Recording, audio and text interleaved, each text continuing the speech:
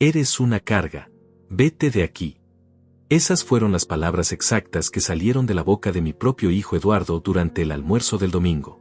40 años. 40 años de mi vida trabajando como un burro para darle todo lo que necesitaba, y así me lo agradece. Me quedé ahí sentado, con el tenedor a medio camino hacia la boca, mirando a este hombre de 45 años que una vez fue mi pequeño niño. Teresa, su esposa, ni siquiera levantó la vista del plato. Como si fuera normal. Como si fuera natural que un hijo le hable así a su padre. Si ustedes alguna vez han sentido el puñal de la traición clavado por alguien a quien amaron más que a su propia vida, van a entender exactamente lo que sentí en ese momento. Papá, ya no puedes vivir aquí, continuó Eduardo, limpiándose la boca con la servilleta como si acabara de comentar el clima. Teresa está embarazada otra vez y necesitamos el espacio. Además, ya no contribuyes con nada. ¿No contribuyo con nada? Yo, Miguel Hernández, de 69 años, que levanté esta casa ladrillo por ladrillo con mis propias manos. Yo, que trabajé doble turno en la fábrica durante 20 años para que este ingrato pudiera estudiar en la universidad. Yo, que cuando murió mi Elena hace 3 años, me quedé callado cuando decidieron vender sus joyas para pagar gastos. Eduardo, murmuré, tratando de mantener la compostura, esta es mi casa también. Tu madre y yo la construimos juntos. Era tu casa, me interrumpió Teresa por primera vez, con esa sonrisa fría que siempre me ponía los pelos de punta. Pero las cosas cambian, Miguel. Ya no eres el mismo hombre que eras antes. No el mismo hombre. Como si el dolor de perder a mi esposa me hubiera convertido en algo menos que humano. Como si los 40 años que dediqué a esta familia no valieran nada porque ahora camino más lento y a veces olvido dónde puse las llaves. Mira, papá. Eduardo se inclinó hacia adelante, hablando como si le estuviera explicando algo a un niño pequeño. Ya hablamos con el hogar de ancianos San José. Tienen una habitación disponible. Es un lugar muy bonito, vas a estar bien cuidado. El hogar de ancianos. Me querían meter en un hogar de ancianos como si fuera un mueble viejo que ya no sirve. Mi corazón empezó a latir tan fuerte que pensé que se me iba a salir del pecho. No voy a ningún hogar, dije, y mi voz sonó más firme de lo que esperaba. Esta casa la pagué yo, la construí yo, y aquí está enterrado el corazón de tu madre en cada rincón. Eduardo suspiró como si estuviera hablando con un niño terco. Papá, no seas dramático. La casa está a mi nombre desde hace 2 años. Ya se te olvidó que tú mismo firmaste los papeles. Y ahí fue cuando el mundo se me vino abajo. Porque sí, yo había firmado esos papeles. Eduardo me había dicho que era solo por temas de impuestos y que así sería más fácil cuando algo me pasara. Nunca imaginé que los usaría para echarme de mi propia casa. Tienes hasta mañana para empacar tus cosas, dijo Teresa, levantándose de la mesa. El camión del hogar viene a las 2 de la tarde. Me quedé ahí sentado, viendo cómo la mujer de mi hijo recogía los platos como si acabara de decidir qué ver en la televisión. Eduardo ya se había ido a la sala, y podía escuchar el ruido del partido de fútbol. 40 años. 40 años de levantarme a las 5 de la mañana para ir a trabajar. 40 años de llegar a casa cansado, pero siempre con una sonrisa para mi familia. 40 años de sacrificar mis sueños, mis deseos, mi propia felicidad por darles a ellos una vida mejor. Y esto era lo que recibía a cambio. Me levanté lentamente de la mesa, mis piernas temblando no por la edad, sino por la rabia y la tristeza que me consumían por dentro. Caminé hacia mi habitación, la habitación que había compartido con Elena durante tantos años, y me senté en la cama. En la mesita de noche todavía estaba la foto de nuestra boda. Elena con ese vestido blanco que había cosido ella misma, y yo con mi único traje bueno, sonriendo como si el mundo entero nos perteneciera. Perdóname, mi amor, le susurré a la foto. Perdóname por no haber sabido proteger lo que construimos juntos. Pero en ese momento, mientras empacaba mis pocas pertenencias en una maleta vieja, algo dentro de mí se endureció. No iba a ir a ningún hogar de ancianos. No iba a dejar que me trataran como basura. Tomé el teléfono y marqué el número de mi hermano Rafael. Hacía meses que no hablábamos, pero él siempre había sido el único que realmente me entendía. ¿Miguel? Su voz sonó sorprendida al otro lado de la línea. Rafael, dije, y mi voz se quebró un poco. ¿Puedo ir a tu casa? Necesito hablar contigo. Sin preguntas, sin reproches, mi hermano menor me dijo, ven para acá, Miguel. Aquí tienes tu lugar. Al día siguiente, antes de que llegara el camión del hogar de ancianos, tomé mi maleta y caminé hacia la parada del autobús. Eduardo ni siquiera salió a despedirse. Pero lo que yo no sabía era que en la casa de Rafael me esperaba una verdad que cambiaría todo para siempre. El viaje en autobús hasta la casa de Rafael me dio tiempo para pensar en todo lo que había pasado. 3 horas mirando por la ventana, viendo pasar los campos que una vez conocí como la palma de mi mano, recordando al hombre que fui antes de convertirme en lo que Eduardo llamaba una carga. Mi nombre es Miguel Hernández, tengo 69 años, y durante 45 años trabajé como mecánico en el taller de don Armando. Empecé como aprendiz a los 16 años, con las manos llenas de callos y el corazón lleno de sueños. En ese entonces, mi papá me decía, Miguel, el trabajo honesto es lo único que nadie te puede quitar. Qué equivocado estaba. Conocí a Elena cuando tenía 22 años. Ella trabajaba como costurera en la fábrica textil del pueblo, y tenía una sonrisa que podía iluminar el día más oscuro. Me enamoré de ella desde el primer momento que la vi esperando el autobús con ese vestido azul que le quedaba tan bonito. Oiga, señorita, le dije ese día, con toda la valentía que pude reunir, ¿no le da miedo viajar sola tan tarde? Ella me miró con esos ojos marrones que después me acompañarían por los siguientes 43 años y me dijo, más miedo me da hablar con desconocidos que huelen a aceite de motor. Nos casamos 2 años después, en 1978. Fue una boda sencilla en la iglesia del pueblo, con mis ahorros de mecánico y el vestido que ella misma se cosió trabajando hasta altas horas de la noche. Mi mamá, que en paz descanse, lloraba de felicidad porque por fin su Miguel había encontrado una mujer buena.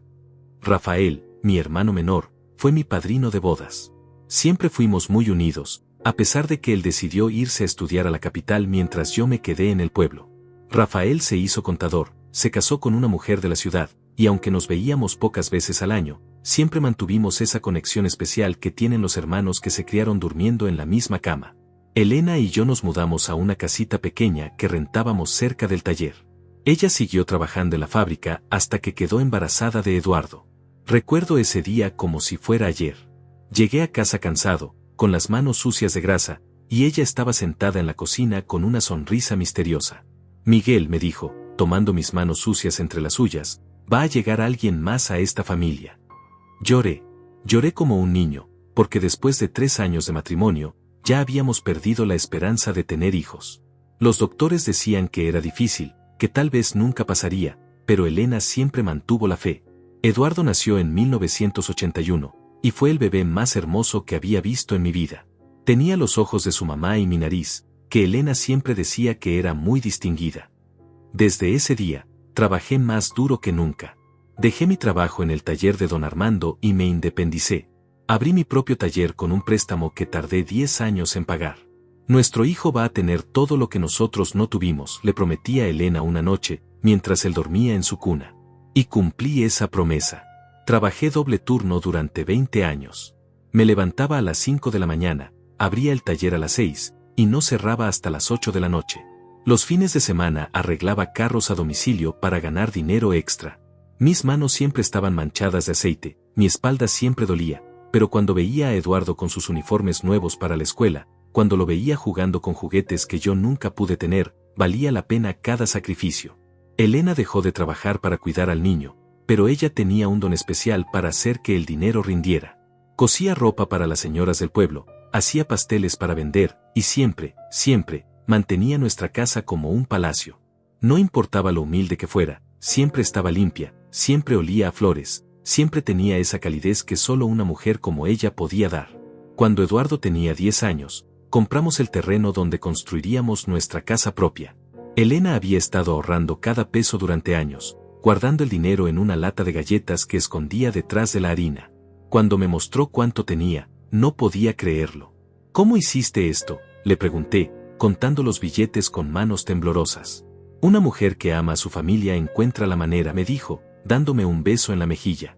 Construimos esa casa ladrillo por ladrillo, fin de semana tras fin de semana. Rafael venía desde la capital algunos domingos para ayudar. Eduardo, que entonces era solo un niño, cargaba los ladrillos pequeños y se sentía como el hombre más importante del mundo. Papá, me decía, cuando sea grande voy a tener un taller como el tuyo. Vas a tener algo mejor, mijo, le respondía, revolviéndole el cabello.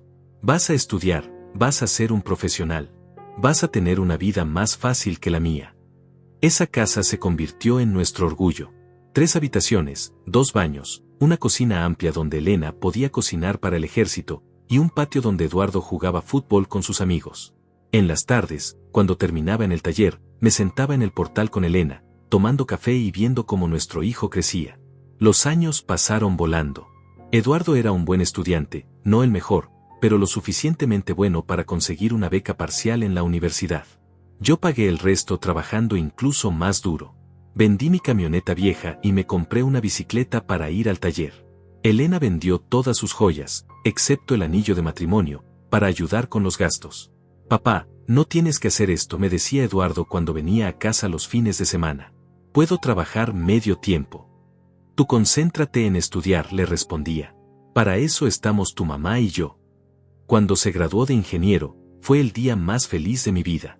Elena lloró durante toda la ceremonia, y yo tenía el pecho tan inflado de orgullo que pensé que se me iba a reventar el corazón. Lo logramos, mi amor, le susurré a Elena mientras veíamos a nuestro hijo recibir su diploma. Nuestro hijo es un profesional. Eduardo consiguió trabajo en la capital, en una empresa importante. Se casó con Teresa, una mujer que desde el principio me pareció un poco fría, pero que Eduardo amaba, y eso era lo importante. Tuvieron 2 hijos, mis nietos, que venían a visitarnos cada mes. Elena se desvivía por esos niños. Les tejía suéteres, les cocinaba sus comidas favoritas, les contaba cuentos antes de dormir. Yo les enseñaba a arreglar cosas pequeñas en el taller, y ellos me decían abuelo Miguel con tanta dulzura que se me partía el corazón de amor. Pero las cosas empezaron a cambiar cuando Elena se enfermó. Primero fueron dolores de cabeza que no se quitaban, luego la pérdida de memoria, después la confusión. Los doctores dijeron que era Alzheimer, y que no había mucho que hacer. No te preocupes, mi amor, le decía todas las noches, mientras la ayudaba a tomar sus medicinas. Vamos a luchar contra esto juntos. Durante 3 años, la cuidé como ella me había cuidado a mí toda la vida. Cerré el taller más temprano para estar con ella. Contraté a una señora para que la acompañara cuando yo no podía. Gasté todos nuestros ahorros en doctores, medicinas, tratamientos que prometían milagros pero que nunca llegaron.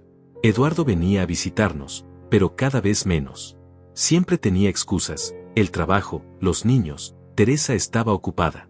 Cuando Elena murió hace 3 años, lloré como nunca había llorado en mi vida. Sentí que se me había arrancado la mitad del alma. Papá, me dijo Eduardo después del funeral, no puedes quedarte solo en esa casa tan grande. ¿Por qué no te vienes a vivir con nosotros? Y yo, tonto de mí, pensé que era por amor. Pensé que mi hijo quería cuidar de su padre como yo había cuidado de él. Vendí el taller, vendí mi camioneta, vendí todo lo que pude vender, y me fui a vivir con ellos. Al principio todo parecía normal. Ayudaba con las tareas de la casa, jugaba con mis nietos, cocinaba de vez en cuando. Pero poco a poco, empecé a notar las miradas, los comentarios, las quejas veladas. Miguel, no pongas la música tan alta, molesta a los vecinos. Miguel, no uses tanto papel higiénico, está muy caro. Miguel, no invites a tus amigos, esta no es tu casa. Y ahora, después de 2 años viviendo ahí, después de firmar los papeles que me quitaron mi propia casa, me habían echado como a un perro. El autobús se detuvo en la terminal de la ciudad donde vivía Rafael. Tomé mi maleta vieja, la misma que había usado Elena para viajar en nuestra luna de miel, y caminé hacia la salida. Mi hermano me estaba esperando. Había envejecido desde la última vez que lo vi, pero seguía teniendo esa sonrisa cálida que me recordaba a nuestra infancia. Miguel, me dijo, dándome un abrazo fuerte, bienvenido a casa, hermano. Pero cuando llegamos a su casa y se cerró la puerta detrás de nosotros, la expresión en su rostro cambió completamente. Miguel, me dijo, con una seriedad que nunca le había visto, tengo que contarte algo sobre Elena. Algo que ella me pidió que te dijera solo si algo como esto pasaba. Y ahí fue cuando mi mundo se volvió a tambalear. Siéntate, Miguel, me dijo Rafael, señalando el sofá de su sala. Su voz tenía un tono que no había escuchado antes, como si estuviera cargando un peso muy grande. Lo que te voy a contar no es fácil, pero Elena me hizo prometerle que si algún día te trataban mal, si algún día te faltaran el respeto, te diría la verdad. Me senté despacio, sintiendo como si el suelo bajo mis pies fuera a desaparecer en cualquier momento.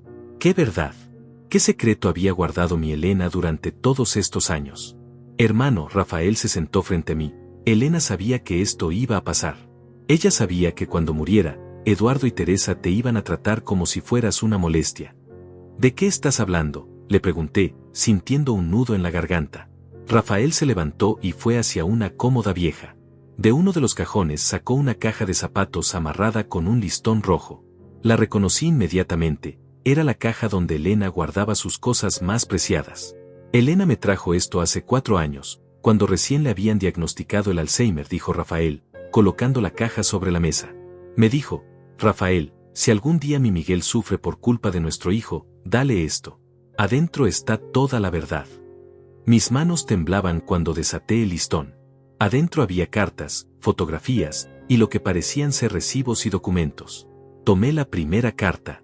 Estaba escrita con la letra de Elena, pero era reciente, de hace apenas 4 años. Mi querido Miguel, comencé a leer en voz alta, si estás leyendo esto, es porque nuestro hijo ha demostrado ser el hombre que siempre temí que fuera. Perdóname por no haberte contado esto antes, pero quería protegerte del dolor que yo estaba sintiendo. Paré de leer. El corazón me latía tan fuerte que podía escucharlo en mis oídos. ¿Qué dolor?, le pregunté a Rafael. Sigue leyendo, hermano. Desde hace años, Miguel, he notado cómo Eduardo nos ve. No como a sus padres, sino como a un obstáculo.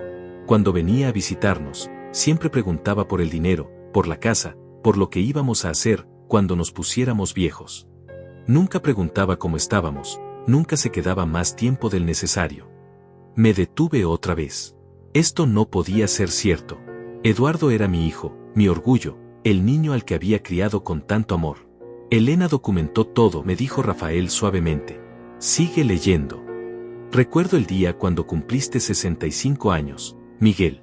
Eduardo llegó con Teresa y los niños, pero mientras tú estabas en el patio jugando con tus nietos, yo escuché a Teresa decirle a Eduardo, ya es hora de que tus padres entiendan que no pueden vivir solos para siempre. Esa casa es muy grande para 2 viejitos. Eduardo le respondió, tienes razón, pero mi papá es muy terco. Vamos a tener que ser inteligentes. Las palabras se me trabaron en la garganta. Recordaba ese día perfectamente. Había sido uno de los cumpleaños más felices de mi vida, rodeado de mi familia, sintiendo que todo el trabajo y sacrificio habían valido la pena. Elena siguió escribiendo, me dijo Rafael. Hay más. Después de eso, Miguel, empecé a prestar atención a las cosas pequeñas. Cuando Eduardo venía solo, siempre revisaba la casa como si estuviera tasando una propiedad. Abría los armarios, preguntaba por las joyas que me habías regalado, quería saber si teníamos dinero ahorrado. Una vez lo descubrí midiendo las habitaciones con sus pasos. Me levanté del sofá, caminando hacia la ventana. No podía creer lo que estaba leyendo. Mi hijo, mi propio hijo, había estado planeando todo esto desde hacía años. Miguel, la voz de Rafael me hizo voltear. Hay algo más. Elena no solo escribió cartas. Ella grabó conversaciones. ¿Cómo? ¿Recuerdas esa grabadora pequeña que le regalaste para que grabara las recetas de tu mamá? Elena la usó para grabar las visitas de Eduardo y Teresa. Especialmente las conversaciones que tenían cuando pensaban que ella estaba durmiendo o confundida por la enfermedad. Rafael sacó una grabadora vieja de la caja. Era la misma que le había comprado a Elena hacía años, cuando quería preservar las recetas familiares para las generaciones futuras. ¿Quieres escuchar?, me preguntó. Asentí, aunque todo mi cuerpo me decía que no estaba preparado para lo que iba a oír. Rafael presionó el botón de reproducir. Primero se escuchó estática, luego la voz de Elena, susurrando, 15 de marzo, 2022. Eduardo y Teresa vinieron a visitarnos. Miguel salió a comprar medicina. Están en la cocina, pensando que no los escucho. Luego se escuchó la voz de Eduardo, clara como el cristal, mamá está cada vez peor. Ya no sabe ni qué día es. Papá va a necesitar ayuda pronto. Es el momento perfecto, respondió Teresa. Podemos convencer a tu papá de que firme los papeles. Le decimos que es para proteger la casa de los impuestos cuando algo les pase. ¿Y si se niega?, preguntó Eduardo. No se va a negar. Tu papá haría cualquier cosa por ti. Siempre ha sido así. Se escuchó una pausa, luego Eduardo otra vez. Cuando mamá muera, papá va a estar tan destrozado que no va a poder pensar con claridad. Ahí lo convencemos de que se vaya a vivir con nosotros. ¿Y después?, preguntó Teresa. Después, cuando ya no aguantemos más, lo metemos en un hogar de ancianos. Con la casa a mi nombre y él fuera del camino, podemos venderla y usar el dinero para el enganche de una casa más grande. Paré la grabadora. Mis piernas no me sostenían. Me dejé caer en el sofá, sintiendo como si me hubieran dado un puñetazo en el estómago. Hay más grabaciones, me dijo Rafael. Elena grabó durante 2 años. Cada visita, cada conversación. Documentó todo. ¿Por qué no me dijo nada?, pregunté, con la voz quebrada. Porque te amaba, Miguel. Porque sabía que si te contaba, te iba a destrozar. Ella esperaba que Eduardo cambiara, que el amor por su padre fuera más fuerte que la codicia. Pero también sabía que había una posibilidad de que no fuera así. Rafael me mostró más papeles de la caja. Había copias de los documentos que yo había firmado, fotografías de la casa, recibos de todo lo que yo había invertido en la propiedad durante los años. Elena fue muy inteligente, me dijo Rafael. Cuando se dio cuenta de lo que estaba pasando, empezó a recopilar pruebas. Tiene documentos que demuestran que tú pagaste cada centavo de esa casa, que la construiste con tu propio trabajo, que invirtiste toda tu vida en ella. ¿Y de qué me sirve eso ahora?, pregunté amargamente. Los papeles están a nombre de Eduardo. Firmé mi propia sentencia. Miguel, Rafael me puso una mano en el hombro. Elena también guardó una carta del notario. ¿Recuerdas cuando firmaste esos papeles? Sí, Eduardo me dijo que eran para temas de impuestos. Pero tú nunca leíste lo que firmaste, ¿verdad? Negué con la cabeza, avergonzado. Había confiado ciegamente en mi hijo. El notario le explicó a Elena que esa transferencia no era válida si se hacía bajo engaño. Si se puede probar que Eduardo te mintió sobre el propósito de los documentos, la transferencia se puede anular. Por primera vez en días, sentí una pequeña chispa de esperanza. Pero hay algo más, continuó Rafael. Elena no solo documentó las conversaciones de Eduardo y Teresa, también grabó la conversación que tuvieron contigo el día que firmaste los papeles. Rafael puso otra grabación. Esta vez escuchaba mi propia voz, preguntando, ¿estás seguro de que esto es solo para los impuestos, mijo? Y la voz de Eduardo respondiendo, sí, papá. Es solo un trámite. La casa sigue siendo tuya, solo que legalmente estará a mi nombre para protegerla. Nunca te echaría de tu propia casa, papá. Eres mi héroe. Mi héroe. Así me había llamado mientras me mentía en la cara. Elena sabía que este día iba a llegar, me dijo Rafael. Y se preparó para ayudarte cuando pasara. Pero también hay algo más que necesitas saber. ¿Qué más puede haber?, pregunté, sintiendo que ya no podía soportar más revelaciones. Elena dejó una cuenta de ahorros a tu nombre. Una cuenta que Eduardo nunca supo que existía. Ella vendió secretamente algunas joyas que había heredado de tu mamá, joyas que pensó que habías perdido hace años. Durante 3 años, guardó cada peso que pudo. Rafael me mostró una libreta de ahorros. Cuando vi la cantidad, mis ojos se llenaron de lágrimas. ¿Cómo? Tu esposa te amó hasta el último día de su vida, Miguel. Y sabía que ibas a necesitar esta ayuda para luchar por lo que es tuyo. Me quedé ahí sentado, rodeado de las pruebas del amor de Elena y la traición de mi hijo. 40 años de sacrificio, de trabajo honesto, de amor incondicional, y así me lo pagaba. Pero Elena, mi Elena, había encontrado la manera de protegerme incluso después de muerta. ¿Qué hago ahora, Rafael?, le pregunté a mi hermano. Ahora, Miguel, me dijo con una sonrisa que no había visto en años, ahora les enseñamos a Eduardo y Teresa lo que pasa cuando subestiman a un hombre que tiene la verdad de su lado. Esa noche, por primera vez en 3 años, dormí tranquilo. Sabía que la batalla apenas comenzaba, pero ya no estaba solo. Tenía a Elena cuidándome desde el cielo, a Rafael a mi lado, y la verdad en mis manos.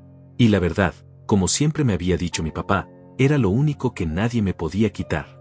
Durante los siguientes 3 días en casa de Rafael, estudié cada documento, escuché cada grabación, y leí cada carta que Elena había dejado. Mi esposa había sido más inteligente de lo que jamás imaginé. No solo había documentado todo, sino que había anticipado cada movimiento de Eduardo y Teresa. En una de las cartas más largas, Elena escribía, Miguel, sé que cuando leas esto vas a sentir que el mundo se acabó. Pero quiero que sepas que durante todos estos años de matrimonio, lo que más admiré de ti fue tu dignidad. Nunca te doblegaste ante nadie, nunca aceptaste una injusticia, y no vas a empezar ahora. El 4.º día, Rafael me encontró en la cocina temprano en la mañana, tomando café y mirando por la ventana. ¿Cómo dormiste?, me preguntó. Mejor que en meses, le respondí. Por primera vez en mucho tiempo, sé exactamente qué tengo que hacer. Rafael se sirvió café y se sentó frente a mí. ¿Y qué vas a hacer? Voy a regresar, le dije. Voy a enfrentar a Eduardo con la verdad. Miguel, ¿estás seguro? Tal vez deberías hablar primero con un abogado. No, hermano. Esto no se resuelve con abogados todavía. Esto se resuelve entre padre e hijo, con la verdad sobre la mesa. Esa misma mañana, tomé mi maleta y me subí al autobús de regreso. Durante todo el viaje, practiqué en mi mente lo que le iba a decir a Eduardo. Llevaba conmigo la caja de Elena, con todas las pruebas que necesitaba. Cuando llegué a la casa, mi casa, eran las 2 de la tarde. Exactamente la hora en que supuestamente llegaba el camión del hogar de ancianos. Vi a Eduardo en el patio, hablando por teléfono, probablemente preguntándose por qué no había aparecido en el hogar. Me bajé del taxi y caminé hacia la puerta principal. Eduardo me vio y cortó la llamada inmediatamente. Papá, me dijo, con una mezcla de sorpresa e irritación, ¿qué haces aquí? Se suponía que ya estabas en el hogar San José. Se suponían muchas cosas, Eduardo, le respondí, caminando directamente hacia la entrada. Pero ya es hora de que hablemos de la verdad. Teresa salió de la casa, con esa cara de fastidio que ya conocía tan bien. Miguel, ya te dijimos que no puedes estar aquí. Los niños necesitan estabilidad. Los niños, repetí, dejando mi maleta en el suelo. Sí, hablemos de los niños. Hablemos de lo que van a pensar cuando sepan cómo trataron a su abuelo. Eduardo se acercó más, tratando de usar su altura para intimidarme. Papá, no hagas una escena. Los vecinos pueden escuchar. Que escuchen, le dije, sacando la grabadora de Elena de mi bolsillo. Que escuchen todo. La cara de Eduardo cambió inmediatamente cuando vio la grabadora. Se puso pálido como si hubiera visto un fantasma. ¿Qué es eso?, preguntó Teresa, pero su voz ya no sonaba tan segura. Esto, dije, levantando la grabadora, es la voz de tu suegra. La mujer que ustedes pensaron que estaba demasiado enferma para entender lo que pasaba a su alrededor. Presioné el botón de reproducir. La voz de Eduardo llenó el patio. Cuando mamá muera, papá va a estar tan destrozado que no va a poder pensar con claridad. Ahí lo convencemos de que se vaya a vivir con nosotros. Eduardo intentó quitarme la grabadora, pero me alejé. ¿Y después? Se escuchó la voz de Teresa en la grabación. Después, cuando ya no aguantemos más, lo metemos en un hogar de ancianos. Con la casa a mi nombre y él fuera del camino, podemos venderla y usar el dinero para el enganche de una casa más grande. El silencio que siguió fue ensordecedor. Teresa miraba a Eduardo como si no lo conociera, y Eduardo me miraba a mí como si fuera un extraño. Papá, eso está fuera de contexto, balbuceó Eduardo. ¿No entiendes? ¿Fuera de contexto?, le grité, y mi voz resonó por todo el barrio. ¿Fuera de contexto? 40 años de mi vida trabajando para ti, y esto es lo que planificabas desde hace años. Saqué más grabaciones de mi bolsillo. ¿Quieres que reproduzca la del 15 de marzo del 2022? ¿O prefieres la del 8 de mayo, cuando le dijiste a Teresa que yo era una boca más que alimentar? Miguel, baja la voz, dijo Teresa, mirando nerviosa hacia las casas vecinas. La gente va a escuchar. ¿Qué escuchen?, grité más fuerte. Que escuchen cómo mi propio hijo planeó robarme mi casa y abandonarme como a un perro. La puerta de la casa de al lado se abrió. Doña Carmen, la vecina que conocía desde hacía 20 años, se asomó con curiosidad. Luego salió don Roberto del otro lado. En pocos minutos, había varios vecinos en sus portales, escuchando todo. Eduardo Hernández, dije, señalándolo con el dedo, le vas a explicar a doña Carmen cómo convenciste a tu padre de firmar papeles para proteger la casa de los impuestos, cuando en realidad era para robarle su propio hogar. Doña Carmen se llevó las manos a la boca. Conocía toda la historia de cómo yo había construido esa casa. Miguel, Eduardo intentó acercarse otra vez. Podemos hablar esto adentro, en familia. No, le grité. No hay nada que hablar en familia. La familia no miente, la familia no roba, la familia no abandona. Saqué la caja de Elena y la puse sobre el capó del carro de Eduardo. ¿Quieres saber qué más documentó tu madre antes de morir? ¿Quieres saber cuánto sabía de tus planes? Eduardo y Teresa se miraron, y por primera vez vi miedo real en sus ojos. Tu madre, continué, con la voz temblorosa de emoción, sabía exactamente qué tipo de hijo había criado. Y se preparó para protegerme de ti. Saqué los recibos y documentos que Elena había guardado. Aquí están todos los recibos de los materiales de construcción de esta casa. Aquí están las facturas del taller que vendí para pagar tus estudios. Aquí está la prueba de que cada peso invertido en esta propiedad salió de mi trabajo, de mis manos, de mi sacrificio. Papá, legalmente la casa está a mi nombre, dijo Eduardo, pero su voz ya no sonaba convincente. Legalmente, repetí, pero obtenida con engaño. Y eso, mijo, se llama fraude. Saqué la última carta de Elena y la leí en voz alta para que todos los vecinos escucharan. Si estás leyendo esto, Miguel, es porque nuestro hijo demostró ser exactamente lo que temía, un hombre sin honor, sin gratitud y sin amor real por su familia. Teresa comenzó a llorar, pero no de tristeza, sino de frustración y pánico. Miguel, dijo con voz suplicante, podemos arreglar esto. No tenías que irte. Podemos encontrar una solución. ¿Una solución? Me reí amargamente. ¿Como la solución del hogar de ancianos? ¿Como la solución de tratarme como un estorbo en mi propia casa? Me volteé hacia los vecinos que seguían escuchando. ¿Ustedes sabían que mi propio hijo me echó de la casa que yo construí? ¿Sabían que me dijeron que era una carga, después de 40 años de darle todo? Doña Carmen negó con la cabeza, con lágrimas en los ojos. Don Roberto me gritó desde su portal, Miguel, esta es tu casa. Todo el barrio lo sabe. Eduardo, le dije, volteándome hacia mi hijo, tu madre me dejó una última grabación. Una grabación que hizo especialmente para este momento. Saqué otra grabadora, una diferente. Esta tenía una cinta marcada con la letra de Elena, para Miguel, cuando todo se descubra. ¿Quieres escuchar las últimas palabras que tu madre grabó sobre ti?, le pregunté. Eduardo se quedó paralizado. Teresa dejó de llorar y me miró con terror. Presioné play.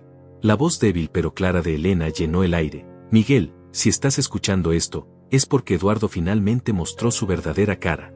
Quiero que sepas que no es tu culpa. Nosotros criamos a nuestro hijo con amor, con valores, con ejemplo.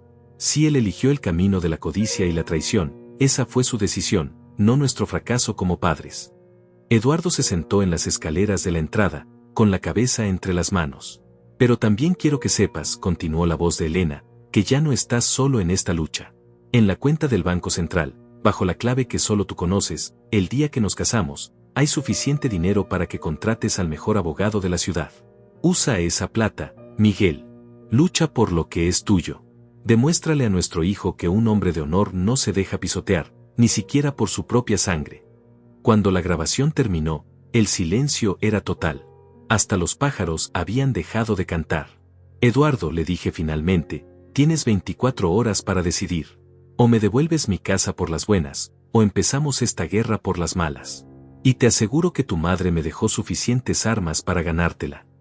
Tomé mi maleta y caminé hacia la calle. Me volteé una última vez. Ah, y Eduardo, el hogar de ancianos ya no va a ser necesario. Porque el único que va a necesitar un lugar donde vivir cuando termine todo esto, vas a ser tú. Subí al primer taxi que pasó y le di la dirección del mejor hotel del centro de la ciudad. Era hora de comenzar la segunda parte de mi plan. La guerra apenas comenzaba. A las 8 de la mañana del día siguiente, estaba parado frente al bufete de abogados más prestigioso de la ciudad. Elena tenía razón, había suficiente dinero en esa cuenta secreta para contratar a los mejores. Durante 40 años, ella había estado guardando cada peso que podía, preparándose para este momento que nunca quiso que llegara. La licenciada Silvia Mendoza me recibió en su oficina. Era una mujer de unos 50 años, con una reputación implacable en casos de fraude familiar. Cuando le mostré todas las pruebas que Elena había recopilado, sus ojos se iluminaron. Señor Hernández, me dijo después de revisar los documentos, esto no es solo un caso de transferencia fraudulenta. Esto es un caso de abuso financiero hacia un adulto mayor. Su hijo podría enfrentar cargos criminales. No quiero que vaya a la cárcel, le dije. Solo quiero que me devuelva lo que es mío. Entiendo, respondió la licenciada. Pero necesita entender que cuando presentemos estas pruebas, el caso va a tomar vida propia. El Ministerio Público podría decidir proceder independientemente de lo que usted quiera. Esa misma tarde, la licenciada Mendoza y yo nos presentamos en la casa. Eduardo abrió la puerta, y cuando vio a la abogada a mi lado, su cara se descompuso completamente. Buenas tardes, dijo la licenciada con voz profesional. Soy la licenciada Silvia Mendoza, representante legal del señor Miguel Hernández. Venimos a hacer una propuesta de solución extrajudicial. Eduardo nos dejó pasar, pero sus manos temblaban. Teresa estaba sentada en la sala, con los ojos rojos de tanto llorar.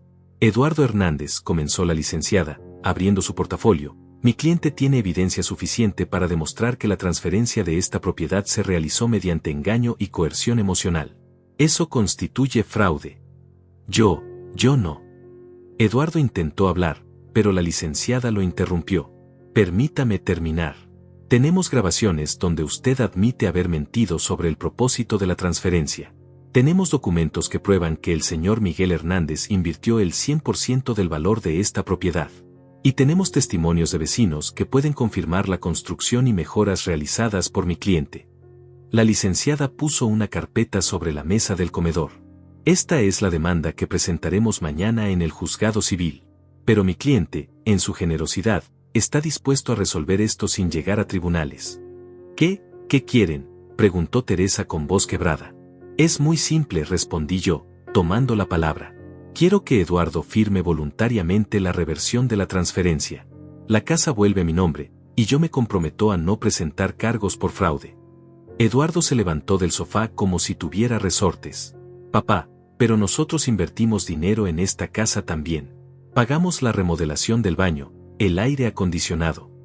Eduardo, le dije con calma, ¿cuánto crees que gastaron en esas mejoras? ¿5,000 pesos? ¿10,000? Como 15,000, respondió Teresa. Me reí sin humor. Yo invertí más de 200,000 pesos en esta casa a lo largo de 20 años. Los documentos lo prueban. Si quieren, puedo pagarles los 15,000 por las mejoras, y quedamos a mano. La licenciada intervino, pero hay otro problema. Si vamos a juicio, el señor Eduardo podría enfrentar cargos criminales. El abuso financiero hacia adultos mayores es un delito grave. No queremos ir a la cárcel, murmuró Teresa.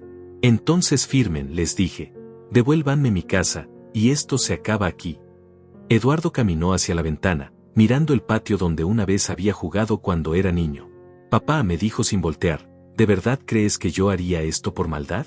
Yo solo quería asegurar el futuro de mis hijos. Eduardo, le respondí, sintiendo un dolor profundo en el pecho, ¿y qué hay del hombre que se sacrificó 40 años para asegurar tu futuro? ¿Ese hombre no merecía respeto en sus últimos años? Se volteó hacia mí con lágrimas en los ojos. Papá, yo no sabía que, no pensé que. No pensaste, lo interrumpí. Esa es la verdad. No pensaste en el dolor que me causarías. No pensaste en todo lo que había sacrificado por ti. Solo pensaste en lo que podías obtener. La licenciada puso los documentos de reversión sobre la mesa. Pueden firmarlo ahora, o nos vemos en el juzgado mañana. Ustedes deciden. Teresa fue la primera en acercarse a la mesa. Eduardo, firma. No podemos arriesgarnos a que vayas a la cárcel. Si firmo, dijo Eduardo, ¿dónde vamos a vivir? Tenemos 2 hijos. Ese, le dije, es tu problema ahora. Igual que fue mi problema cuando me dijiste que me fuera de mi propia casa. Eduardo tomó la pluma con manos temblorosas. Papá, después de esto, todavía voy a ser tu hijo. La pregunta me golpeó como un puñetazo. Lo miré a los ojos, este hombre de 45 años que una vez había sido mi pequeño niño, y sentí una mezcla de amor y decepción que nunca podré describir. Eduardo, le dije, siempre vas a ser mi hijo. Pero ahora tienes que demostrar qué tipo de hombre eres. Si aprendes de esto, si cambias, si me pides perdón de verdad, tal vez podamos reconstruir lo que se rompió. Eduardo firmó los documentos. Cada firma sonaba como un clavo en un ataúd. Cuando terminó, la licenciada revisó los papeles y los guardó en su portafolio. Estos documentos serán registrados mañana. Para el viernes, la casa estará legalmente de vuelta a nombre del señor Miguel. Teresa abrazó a Eduardo, ambos llorando. Sus 2 hijos, mis nietos, estaban en el cuarto de atrás, probablemente escuchando todo sin entender completamente lo que pasaba. ¿Cuándo nos tenemos que ir?, preguntó Teresa. Tienen 1 mes, les dije. 1 mes para encontrar otro lugar. Es más tiempo del que me dieron a mí. La licenciada y yo nos dirigimos hacia la puerta. Cuando estaba a punto de salir, Eduardo me llamó. Papá. Me volteé. Lo siento, me dijo, y por primera vez en años, su voz sonaba como la del niño que una vez había sido. De verdad lo siento.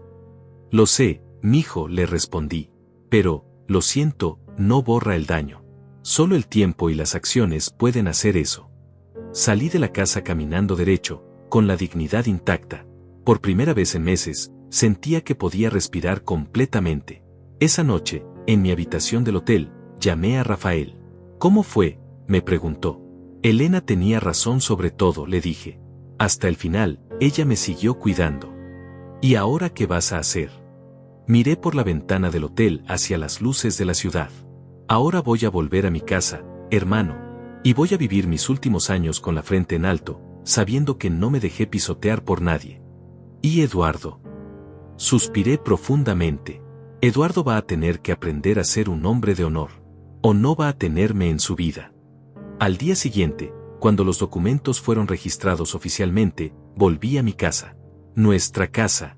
La casa que Elena y yo habíamos construido con amor, trabajo y sacrificio. Me senté en el portal donde tantas tardes había tomado café con mi esposa, y por primera vez desde su muerte, sentí que ella estaba conmigo. Lo logramos, mi amor, le susurré al viento. Defendimos nuestro hogar. Pero la historia no terminaba ahí. Porque aunque había recuperado mi casa, todavía faltaba la parte más importante, decidir si podía perdonar a mi hijo, y si él podía ganarse de vuelta mi respeto. Esa decisión llegaría pronto, pero por primera vez en mucho tiempo, la tomaría desde una posición de fuerza, no de debilidad. Como Elena siempre me había enseñado, la dignidad no se negocia. 3 semanas después de haber recuperado mi casa, estaba organizando las cosas de Elena cuando encontré algo que me dejó completamente helado. Al fondo de su armario, detrás de unas cajas viejas, había un sobremanila grueso con mi nombre escrito en su letra. Para Miguel, solo ábrelo si Eduardo no aprende la lección. Adentro había documentos que jamás imaginé que existían. Elena no solo había estado grabando las conversaciones de Eduardo y Teresa durante los últimos años de su vida. Había estado investigando, como una detective privada, cada movimiento sospechoso de nuestro hijo. La primera carpeta contenía estados de cuenta bancarios. Eduardo había estado retirando dinero de una cuenta que supuestamente era para los gastos médicos de Elena. En total, más de 50,000 pesos que habían desaparecido durante los 2 años de enfermedad de mi esposa. 50,000 pesos, murmuré, mirando los números. Ese dinero se suponía que era para los mejores doctores, para tratamientos especializados, para medicinas importadas. Eduardo siempre me decía que era muy caro, que él estaba cubriendo la diferencia de su propio bolsillo. La segunda carpeta era aún peor. Elena había conseguido copias de mensajes de texto entre Eduardo y Teresa. Los había impreso y guardado, con fechas y horas. Tu papá ya firmó los papeles. En 1 año máximo lo tenemos en el hogar y vendemos la casa. Eduardo, 15 de abril de 2023. ¿Ya averiguaste cuánto vale la propiedad? Teresa, 16 de abril de 2023. El tasador dice que unos 300,000. Con esa plata podemos comprar algo en el norte de la ciudad. Eduardo, 16 de abril de 2023. Perfecto. Mientras más rápido saquemos al viejo, mejor. Teresa, 16 de abril de 2023. Mis manos temblaban leyendo esos mensajes. El viejo. Así me llamaban mientras planeaban robarme. Pero lo que más me impactó fue la tercera carpeta. Elena había contratado secretamente a un investigador privado para seguir a Eduardo. Las fotografías mostraban algo que me partió el corazón. Eduardo y Teresa habían estado visitando casas en venta en barrios exclusivos, usando mi nombre como referencia crediticia. En una de las fotografías, Eduardo estaba parado frente a una mansión, sonriendo y señalando hacia las ventanas, como si ya fuera suya. La fecha en la foto era solo 2 semanas después de que Elena muriera. 2 semanas. No había esperado ni 2 semanas después del funeral de su madre para empezar a planear cómo gastar el dinero de la venta de mi casa. El investigador había incluido un reporte detallado. Eduardo le había dicho al agente inmobiliario que su padre anciano pronto estaría en un asilo, y que la propiedad familiar saldría al mercado en los próximos meses. Mi papá ya está muy confundido, había dicho Eduardo según el reporte. Es mejor para todos que esté en un lugar donde lo cuiden profesionalmente. Elena había subrayado esa frase con tinta roja y había escrito al margen: Miguel, nunca has estado confundido ni un solo día. Esto es pura maldad. La última carpeta contenía algo que no esperaba. Elena había grabado en video una conversación entre Eduardo y un abogado especialista en capacidad mental de adultos mayores. Puse el DVD en mi vieja televisión. La imagen era borrosa, pero el audio era claro. Eduardo estaba en una oficina elegante, hablando con un hombre de traje. Doctor Martínez, decía Eduardo en el video, Mi padre está empezando a mostrar signos de deterioro mental. A veces no recuerda cosas, se confunde con las fechas. El doctor tomaba notas. Ha sido evaluado por un geriatra. No oficialmente, respondía Eduardo, pero es obvio que necesita ayuda. El problema es que él se niega a reconocerlo. Por eso necesito saber cuáles son mis opciones legales. Entiendo. Si logramos documentar que su padre no tiene capacidad para manejar sus finanzas. Exacto, interrumpía Eduardo. Necesito poder tomar decisiones por él. Por su propio bien, por supuesto. Me detuve ahí. No podía seguir viendo. Eduardo había estado planeando declararme mentalmente incapaz para tomar control total de mis bienes. Pero Elena, mi Elena inteligente, había grabado toda la reunión desde el auto estacionado afuera. El investigador que ella contrató tenía equipo profesional. En ese momento sonó el timbre de mi casa. Era Rafael, que venía a visitarme como todos los viernes desde que había regresado. Miguel, me dijo al verme, ¿estás bien? Te ves pálido. Le mostré todo lo que había encontrado. Rafael se quedó en silencio mientras revisaba cada documento, cada fotografía, cada grabación. Hermano, me dijo finalmente, esto es mucho peor de lo que pensábamos. Eduardo no solo te iba a robar la casa, te iba a declarar mentalmente incapaz. ¿Tú crees que soy un viejo confundido, Rafael? Le pregunté. Mi hermano me miró directamente a los ojos. Miguel, tienes la mente más clara de cualquier hombre de tu edad que conozco. Eduardo estaba mintiendo deliberadamente. Esa noche no pude dormir. Caminé por la casa, tocando las paredes que había construido, recordando cada sacrificio que había hecho por mi familia. Y pensé en Elena, documentando meticulosamente cada traición de nuestro hijo, preparándose para protegerme incluso después de muerta. A la mañana siguiente, llamé a la licenciada Mendoza. Licenciada, le dije, encontré más evidencia. Mucha más. 2 horas después estaba en su oficina, mostrándole todo lo que Elena había dejado. Señor Hernández, me dijo después de revisar los documentos, esto cambia todo. Su hijo no solo cometió fraude en la transferencia de la casa. Intentó cometer fraude médico, usó su nombre sin autorización para referencias crediticias, y malversó fondos destinados a la atención médica de su esposa. ¿Qué significa eso?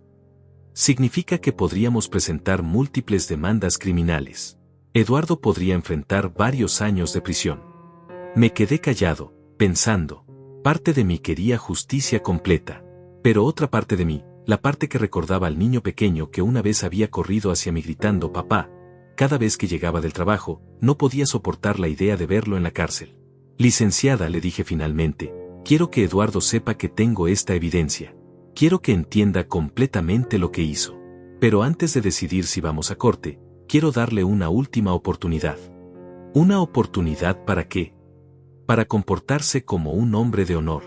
Para admitir lo que hizo, devolver el dinero que robó, y pedirme perdón de verdad. La licenciada me miró con respeto. Es usted un hombre muy generoso, señor Hernández. No es generosidad, le dije. Es que Elena me enseñó que la venganza no trae paz. Pero la justicia sí. Esa tarde, le pedí a la licenciada que citara a Eduardo y Teresa a su oficina. Cuando llegaron, pensaban que era para firmar algunos papeles finales sobre la casa. Eduardo, dije cuando entraron, tu madre te dejó un último regalo. Puse sobre la mesa todas las carpetas que Elena había preparado. Eduardo abrió la primera y su cara se puso del color de la ceniza. Papá, yo puedo explicar.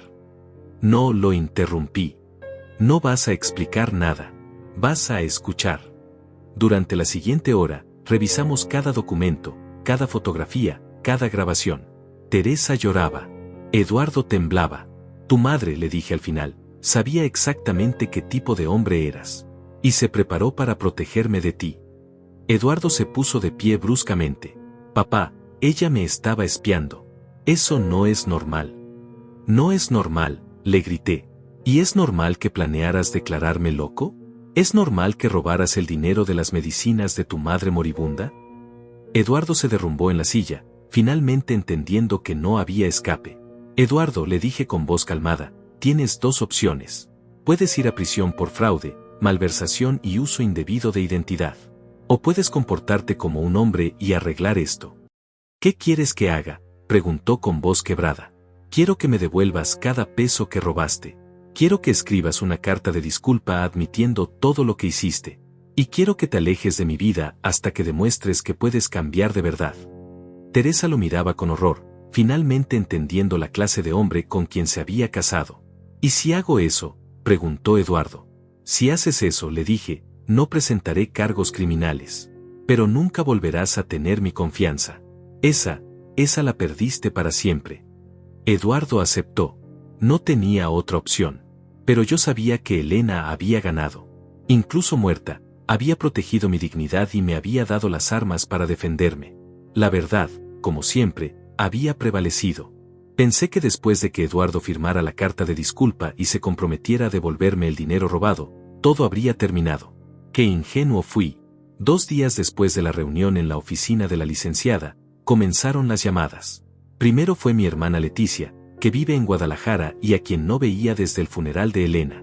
Miguel, me dijo con voz preocupada. Eduardo me llamó. Me dijo que te estás comportando muy raro, que tal vez necesitas ayuda médica. ¿Qué le dijiste?, le pregunté, sintiendo un nudo en el estómago. Le dije que hablaría contigo. Miguel, ¿estás bien? ¿Es verdad que echaste a Eduardo de su propia casa? Su propia casa. Eduardo estaba contando su versión de la historia. Leticia, le dije con paciencia, esa no es su casa. Es mi casa. La casa que Elena y yo construimos. Pero Eduardo dice que tú le diste la casa hace años, y que ahora te arrepentiste por problemas de la edad. Problemas de la edad, repetí, sintiendo la sangre hervirme. Miguel, él está muy preocupado por ti. Dice que desde que murió Elena has estado muy confundido, que a veces no recuerdas las cosas. Colgué el teléfono. Eduardo estaba haciendo exactamente lo que había planeado hacer legalmente, convencer a toda la familia de que yo estaba perdiendo la capacidad mental. Durante los siguientes días, las llamadas se multiplicaron. Primos lejanos, tías que no me llamaban en años, hasta vecinos del pueblo donde había crecido. Todos con la misma historia. Eduardo estaba muy preocupado por mi deterioro mental y mi comportamiento agresivo. Miguel, me dijo mi primo Jorge por teléfono, Eduardo me contó que golpeaste a Teresa. Eso no está bien, hermano. ¿Qué? Yo jamás he tocado a esa mujer. Él dice que estás muy violento últimamente, que perdiste los estribos. Entendí la estrategia. Eduardo no podía declararme mentalmente incapaz legalmente porque las pruebas de Elena lo exponían. Pero sí podía destruir mi reputación, hacer que toda la familia creyera que yo era un viejo loco y agresivo. Lo peor llegó cuando mis propios nietos dejaron de visitarme.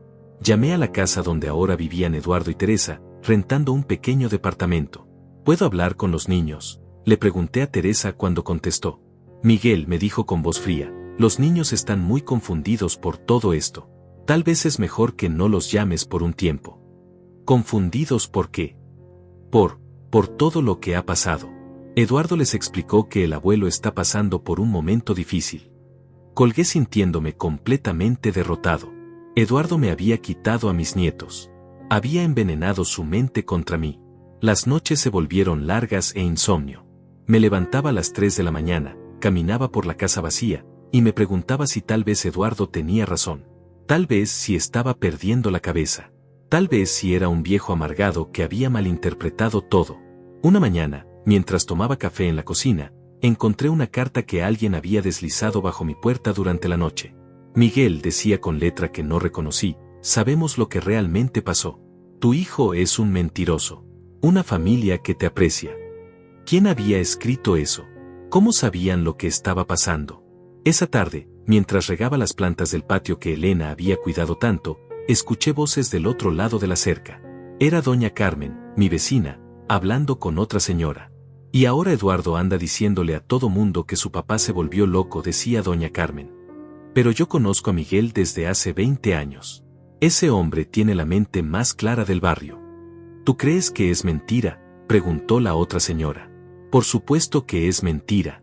Yo vi cuando echaron a Miguel de su propia casa. Yo escuché todo lo que gritó Eduardo ese día. Ese muchacho es un sinvergüenza. Me quedé ahí parado, del otro lado de la cerca, sintiendo que no estaba completamente solo. Pero la presión psicológica era terrible. Eduardo había comenzado una campaña sistemática para aislarme. Llamaba a todos mis conocidos, contándoles historias sobre mi supuesto deterioro mental. Llegó incluso a llamar al doctor Ramírez, mi médico de toda la vida. Miguel, me dijo el doctor cuando fui a mi cita regular, Eduardo vino a verme. Está muy preocupado por ti. ¿Qué te dijo? Que has estado teniendo episodios de confusión, que a veces no reconoces a la gente, que te has vuelto paranoico. Doctor, le dije, mirándolo directamente a los ojos, ¿me ve confundido? ¿Me ve paranoico? El doctor me examinó cuidadosamente. Hicimos todas las pruebas cognitivas. Revisó mi presión, mi memoria, mi coordinación. Miguel, me dijo al final, tienes la mente más clara que muchos hombres de 50 años. No sé por qué Eduardo diría esas cosas. Porque está tratando de hacerme quedar como loco para justificar lo que me hizo. El doctor frunció el ceño. ¿Qué te hizo? Le conté toda la historia. Le mostré los documentos que Elena había dejado. El doctor se quedó callado durante mucho tiempo.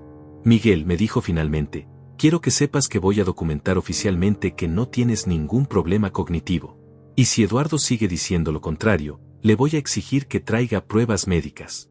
Esa noche me sentí un poco mejor, pero la campaña de desprestigio continuó. Eduardo era inteligente. No decía mentiras obvias. Decía cosas como estoy preocupado por papá y creo que necesita ayuda y desde que murió mamá no es el mismo. Todo sonaba como la preocupación natural de un hijo amoroso. Una semana después, estaba en el supermercado cuando me encontré con la señora Esperanza, una antigua cliente del taller. Miguel, me dijo con cara de pena, ¿cómo estás? Eduardo me contó que estás pasando por un momento difícil. ¿Qué te dijo exactamente? Que desde que murió Elena a veces te confundes, que crees que la gente te quiere robar. Señora Esperanza, le dije con cansancio, ¿me ve confundido? ¿Me ve paranoico? Ella me miró con atención. No, Miguel, te ves igual que siempre. Entonces, ¿por qué Eduardo diría esas cosas? Fue entonces cuando me di cuenta de que tenía que contraatacar. No podía dejar que Eduardo destruyera mi reputación con mentiras. Esa noche, busqué en las cosas de Elena hasta encontrar lo que necesitaba, una grabadora pequeña que había olvidado en la última caja. Era similar a las que ella había usado para documentar todo.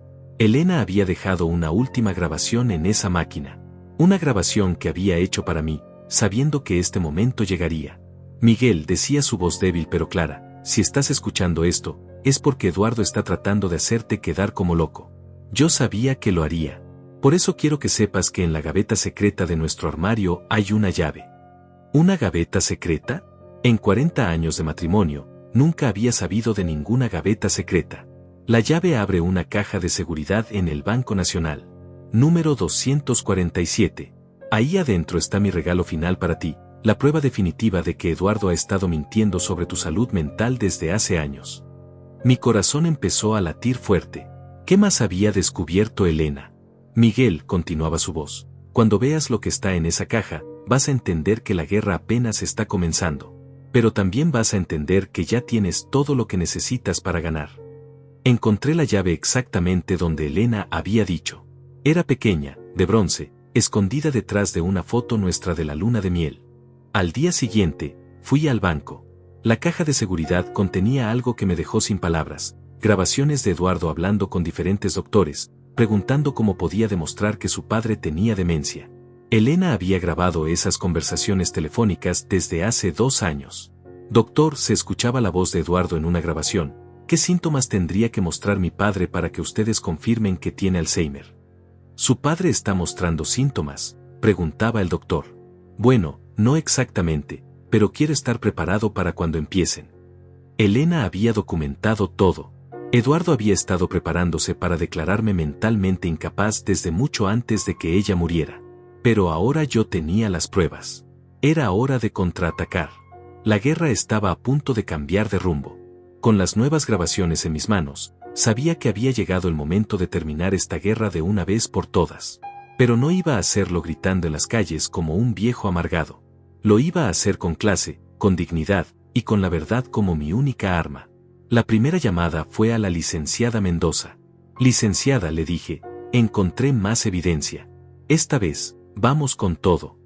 2 horas después estaba en su oficina, mostrándole las grabaciones que Elena había dejado en la caja de seguridad. Señor Hernández, me dijo después de escuchar las cintas, esto es dinamita pura. Su hijo no solo cometió fraude. Ha estado cometiendo difamación y calumnia de manera sistemática. ¿Qué podemos hacer? Podemos demandarlo por daño moral, difamación y conspiración para cometer fraude médico. Pero más importante, podemos presentar estas pruebas para restaurar completamente su reputación. ¿Cómo? La licenciada sonrió. Vamos a citar a Eduardo a declarar bajo juramento, en una audiencia pública, donde toda su familia pueda escuchar la verdad. Una semana después, Eduardo recibió la citación judicial. La audiencia sería en 15 días. Pero yo no iba a esperar tanto para empezar a limpiar mi nombre. Esa misma tarde, convoqué a una reunión familiar.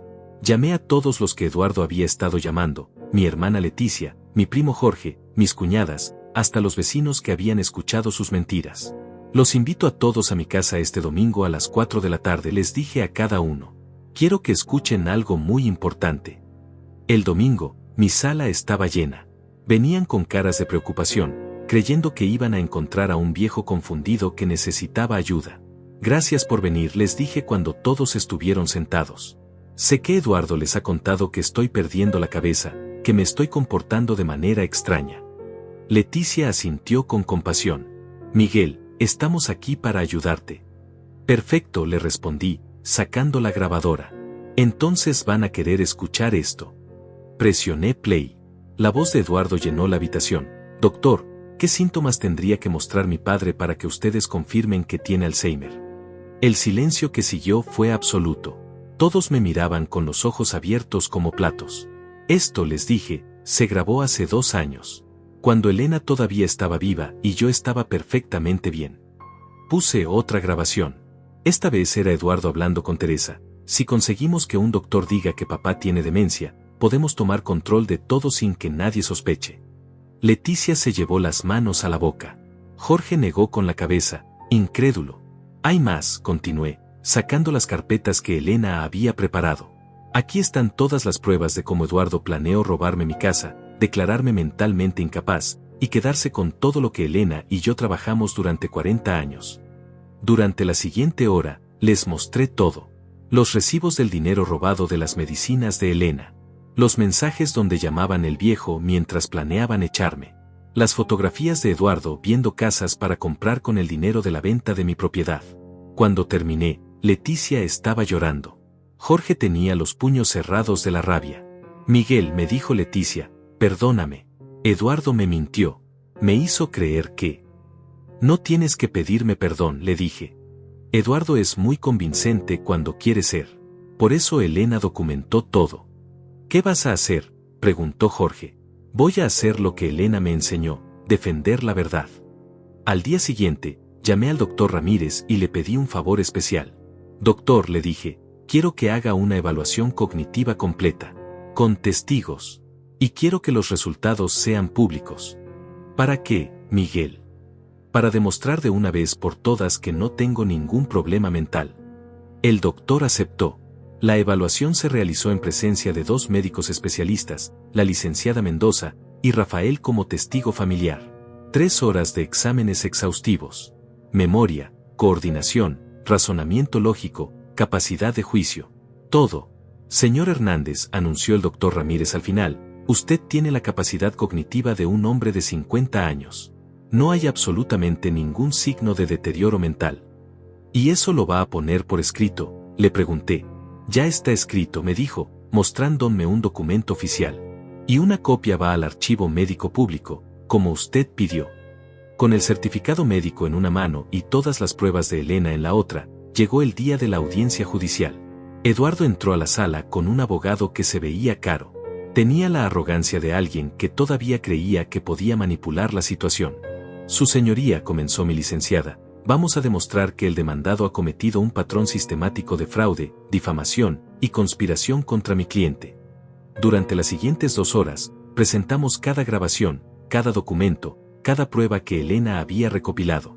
Eduardo se iba poniendo más pálido con cada revelación.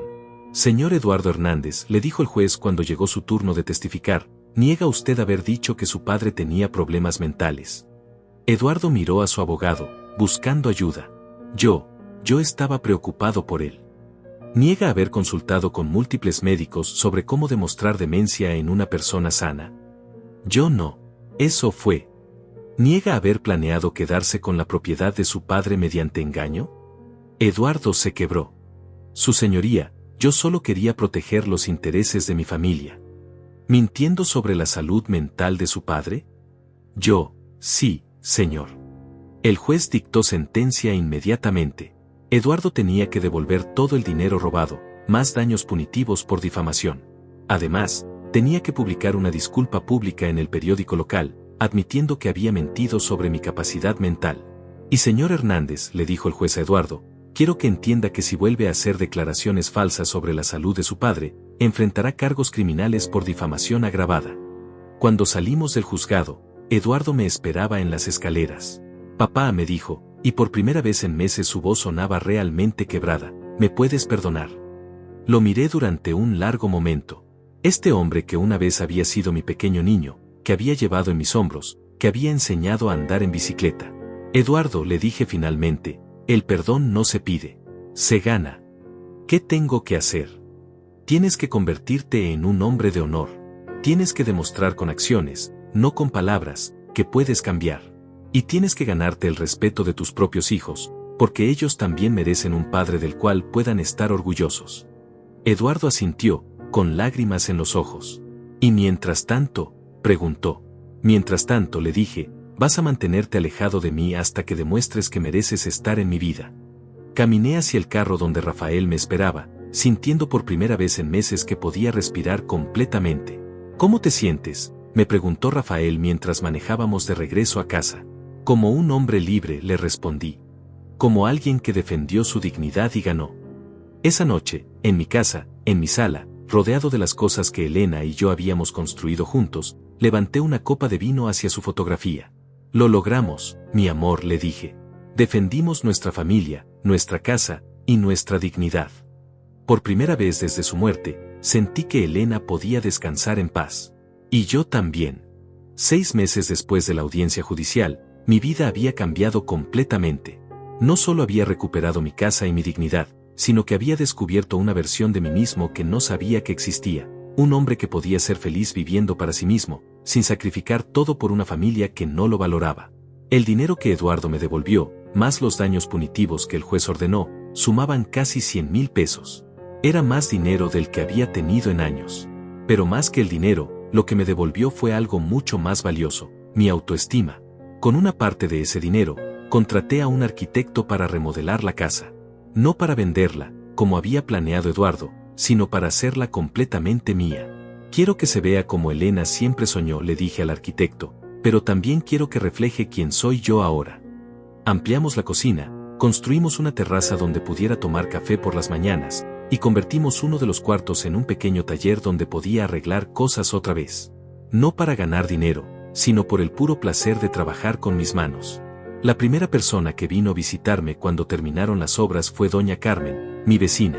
Miguel, me dijo, admirando los cambios, esta casa se ve hermosa. Elena estaría orgullosa.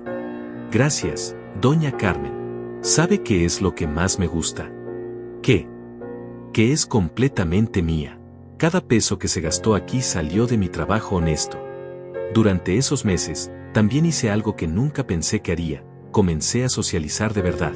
Me uní al club de dominó del Parque Central, donde todos los miércoles un grupo de hombres de mi edad se reunía para jugar y conversar. Miguel, me dijo don Roberto, uno de los jugadores regulares, me enteré de lo que pasó con tu hijo. ¡Qué desgraciado! Ya pasó, le respondí, concentrándome en mis fichas. Ahora estoy enfocado en vivir mi vida. ¿Y no extrañas tener familia cerca? Don Roberto, le dije, mirándolo a los ojos, la familia verdadera no es la que comparte tu sangre, es la que comparte tus valores. Era cierto. Rafael venía a visitarme cada fin de semana.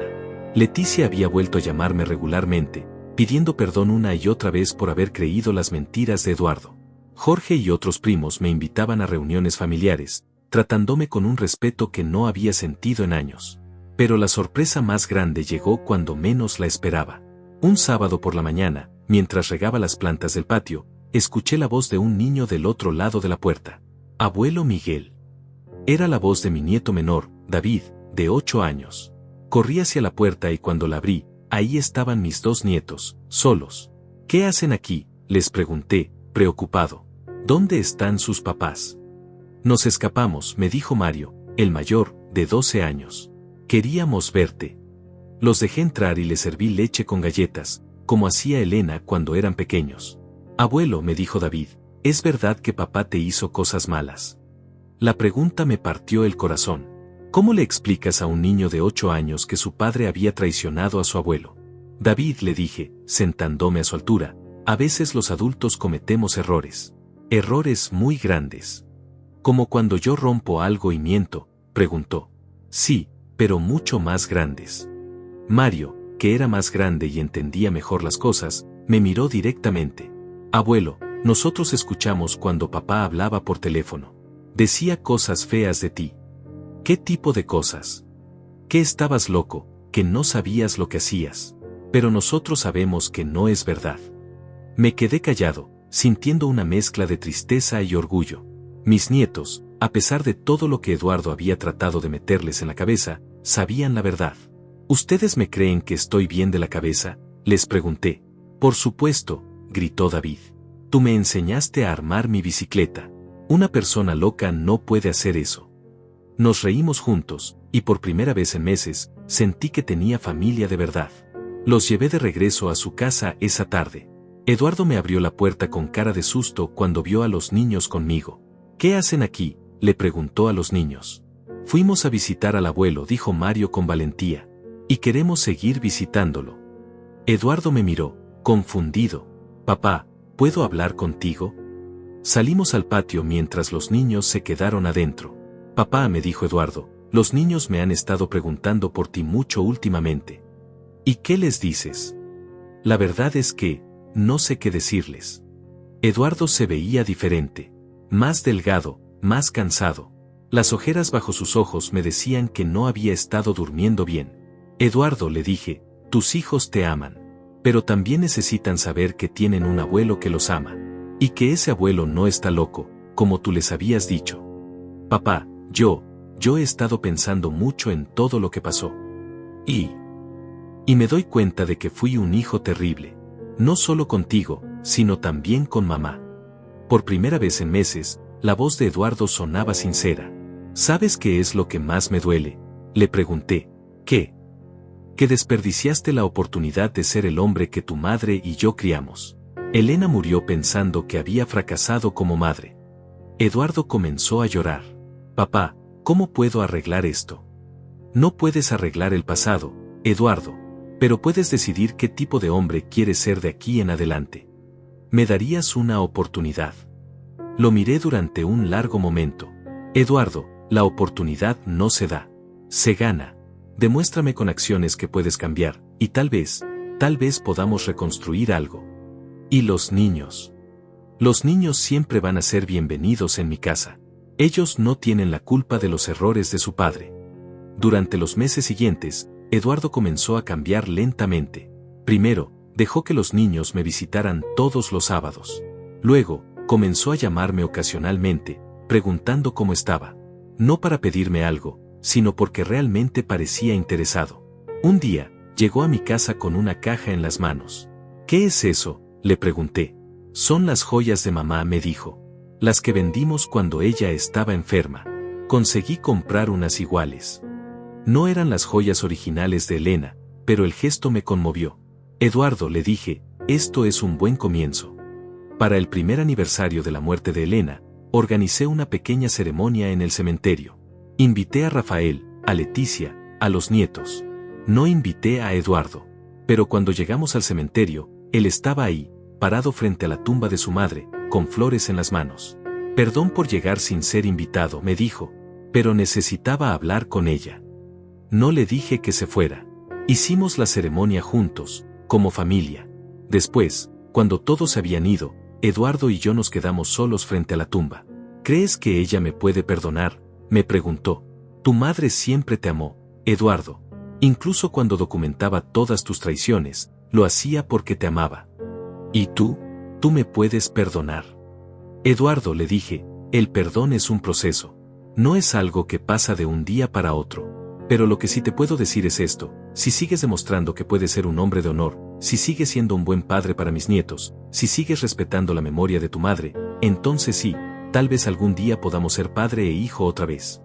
Hoy, un año después de toda esa pesadilla, puedo decir que encontré algo que nunca pensé que tendría: paz. Mi casa es mía. Mi dignidad está intacta. Mis nietos me visitan y me aman. Tengo amigos verdaderos que me respetan. Y Eduardo. Eduardo está aprendiendo lentamente a ser el hombre que Elena y yo siempre esperamos que fuera. Todas las tardes, cuando el sol se pone, me siento en la terraza que construí y tomo café, igual que hacía con Elena. Y aunque ella ya no está físicamente, siento su presencia en cada rincón de esta casa que defendimos juntos. Porque al final de cuentas, eso es lo que aprendí de toda esta experiencia: no se trata del dinero, no se trata de las propiedades, no se trata de ganar o perder. Se trata de defender tu dignidad. Se trata de no permitir que nadie, ni siquiera tu propia familia, te trate como menos de lo que eres. Se trata de recordar que el respeto no se hereda, se gana. Y se trata de entender que, a veces, la mayor demostración de amor que puedes dar es no permitir que alguien se aproveche de ti. Elena me enseñó eso, incluso después de muerta. Y por eso, cada noche, antes de dormir, le doy las gracias. Gracias, mi amor, le susurro a su fotografía, por enseñarme que un hombre de valor nunca se rinde. Y mañana será otro día para vivir con dignidad. Porque eso es lo que hacen los hombres de honor: siguen adelante, con la frente en alto, sin importar lo que la vida les ponga en el camino.